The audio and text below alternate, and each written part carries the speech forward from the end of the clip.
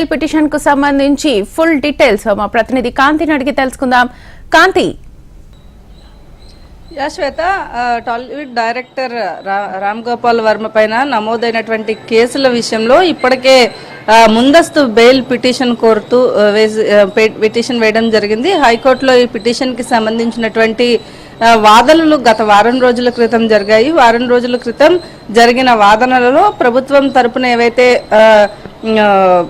ఇవి పిటిషన్స్ దాఖలు చేశారో దానికి సంబంధించి కౌంటర్ దాఖలు చేయాలని చెప్పి ఆదేశాలు ఇచ్చింది. కౌంటర్తో పాటుగా ఎప్పుడైతే మళ్ళీ విచారణ జరుగుతుందో అప్పటి వరకు కూడా రామ్ గోపాల్ వర్మను అరెస్టు చేయొద్దు అంటూ కూడా హైకోర్టు ఆదేశాలు ఇచ్చింది. ఈ నేపథ్యంలో ఈ రోజు హైకోర్టులో మరొకసారి రామ్ గోపాల్ వర్మ పై నమోదైనటువంటి కేసు అంశం పైన విచారణ ముందస్తు బెయిల్ కి సంబంధించి విచారణ జరగనుంది. అయితే దీనికి సంబంధించి ఇప్పటికే రాష్ట్ర వ్యాప్తంగా 8 కేసులు, మొత్తంగా ప్రకాశం జిల్లాతో కలుపుకుని 9 కేసులు రాష్ట్ర వ్యాప్తంగా రామ్ గోపాల్ వర్మ పైన నమోదయ్యాయి. దీనికి సంబంధించి అసలు ఎవరినైతే కామెంట్ చేశానో వారికి తప్ప మిగిలిన వారందరూ కూడా ఎవరెవరో సోషల్ మీడియాలో పోస్టులు పెట్టానంటూ తనపైన కేసులు